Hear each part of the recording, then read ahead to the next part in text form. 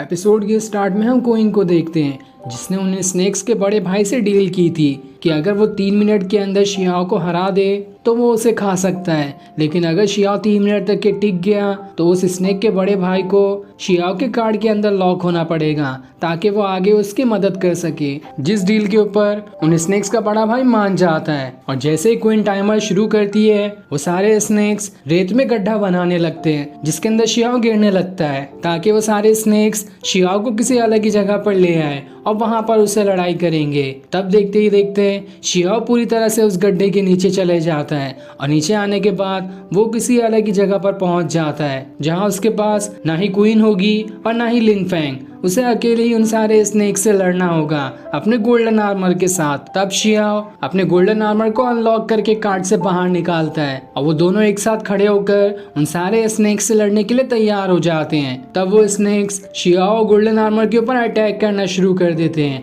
लेकिन golden armour अपने sword से पहले स्नेक को रोक लेता है। जिसके बाद शियाओ अपना एक और कार्ड एक्टिवेट करता है जिसमें कई सारी छोटी छोटी स्वॉर्ड्स थी और वो सारी स्वॉर्ड एक साथ उस स्नेक को लग जाती है जिस वजह से वो स्नेक तड़पते हुए वहां से दूर हट जाता है। लेकिन तब वहां पर दूसरा स्नेक आ जाता है और वो जैसे शियाओ पर अटैक करने वाला था शियाओ वहां पर अपना शील्ड ले आता है जिस वजह से उस स्नेक का अटैक उसे नहीं लगता। जिसके बाद वो अपने स्वॉर्ड से एक खतरनाक अटैक उस स्नेक पे कर देता है और लगातार अटैक करने के बाद ऐसा अटैक जमीन पे करता है कि वो पूरी जमीन ही टूट जाती है जिस वजह से वो स्नेक भी इंजर्ड हो जाता है। लेकिन अब देखते ही देखते एक साथ 2 स्नेक्स उन पर अटैक करने के लिए आने लगते हैं। एक शियाओ की तरफ आता तो दूसरा उसके गोल्डन आर्मर की तरफ। लेकिन दोनों ही अपनी स्वॉर्ड की मदद से अपने अपने स्नेक को रोक लेते हैं। लेकिन वो स्नेक कहाँ जल्दी हार मानने वाले थे, वो दोनों तरफ से उन दोनों को घेर लेते हैं। तब शियाओ अपनी स्वॉर्ड गोल्डन आर्मर से बदल लेता है और जैसे ही दोनों अपनी स्वॉर्ड बदलते हैं लगातार उड़ते हुए उन स्नेक की तरफ जाने लगते हैं ताकि उन स्नेक को वहां से दूर ले जा सके। और वहां से दूर आने के बाद दोनों अलग अलग अपने अपने स्नेक पर अटैक करना शुरू कर देते हैं। वो दोनों स्नेक शियाओ और गोल्डन आर्मर को मारने की कोशिश करते हैं लेकिन उनका एक भी अटैक उन्हें नहीं लगता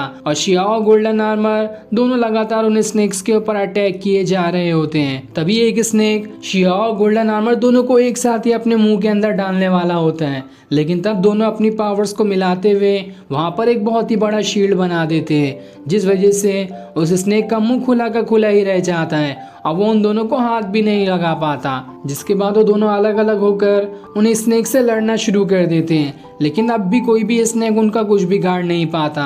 गोल्डन आर्मर एक स्नेक को अपने पास बुलाता है और जैसे ही वो स्नेक उसके पास आता है वो अपनी स्वॉर्ड को जोरदार जमीन पे मारते हुए वहां से हवा में उड़ जाता है। और जब तक वो स्नेक उसका पीछा करते दूसरा स्नेक भी वहां पर आ जाता है और दोनों को एक दूसरे में टकराने की वजह से दोनों आपस में ही बंध जाते हैं। इधर शियाओ उन स्नेक से बचकर भाग रहा होता है तब उसके पीछे भी 2 स्नेक्स पड़ जाते हैं इसलिए वो भी उन दोनों को भगाने लगता है और फिर वो हवा में उड़ते हुए एक जोरदार अटैक एक स्नेक के ऊपर कर देता है जिस वजह से वो स्नेक इंजर्ड हो जाता है। पर अब देखते देखते वहां पर 3 स्नेक्स आ जाते हैं जो सभी एक साथ शियाओ के ऊपर अटैक करने की कोशिश करते हैं। लेकिन शियाओ ने उन्हें इतना भगाया था कि वो सारे स्नेक्स आपस में ही घूमते हुए एक दूसरे के अंदर बंध गए होते हैं। ये देखकर शियाओ खुश हो जाता है और फिर वो अपने स्वॉर्ड की एनर्जी गोल्डन आर्मर की स्वॉर्ड की एनर्जी से मिला देता है और जैसे इन दोनों की पावर्स मिलती है चारों तरफ लेजर जैसी शील्ड बन जाती है जिस शील्ड के अंदर वो सारे के सारे स्नेक्स कैद हो जाते हैं और वो वहां से निकल भी नहीं सकते थे।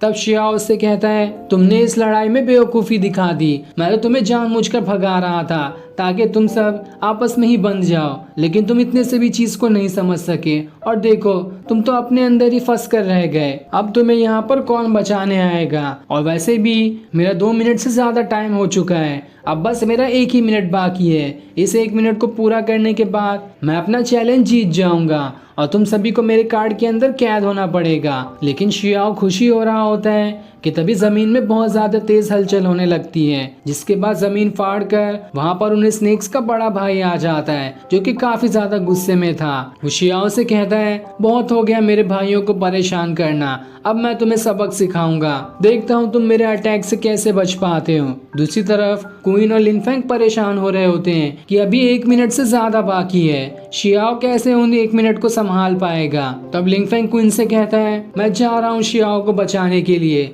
मुझे ये डील नहीं करनी, कहीं शियाओ को कुछ हो गया तो मैं खुद को माफ नहीं कर पाऊंगा। लेकिन क्वीन उससे कहती है, मुझे पूरी उम्मीद है शियाओ इन 1 मिनट को आसानी से झेल जाएगा, क्योंकि जब मैंने उसे प्रैक्टिस करते हुए देखा था तो उसकी प्रैक्टिस में बहुत ज़्यादा इम्प्रूवमेंट आया है। वो अपने फादर को बचाने के लिए कुछ भी कर सकता है, इसलिए उसने दिन रात ट्रेनिंग की है ताकि कैसे भी करके अपने फादर को बचा सके। इसलिए मुझे उम्मीद है कि वो आसानी से 1 मिनट और झेल जाएगा, तुम्हें उसकी टेंशन लेने की ज़रूरत नहीं है। लेकिन लिनफेंग को अब भी डर लग रहा होता है कि अगर शियाओ बच भी गया तो उन 3 मिनट्स के बाद उसकी हालत बहुत ही ज़्यादा बुरी ना हो गई हो, जिस वजह से उसे अपनी चोटों से रिकवरी करने में ही बहुत टाइम लग जाएगा। पर वो आखिर कर भी क्या सकता था, अगर उसने शियाओ की मदद की तो ये डील टूट जाएगी और शियाओ के 2 मिनट भी बर्बाद हो जाएंगे, इसलिए वो कुछ नहीं कर पाता और वहीं पर उदास होकर खड़ा होता है इस उम्मीद में कि शियाओ अपने इस 1 मिनट को आसानी से झेल जाए। और फिर ये सीन दिखाते ही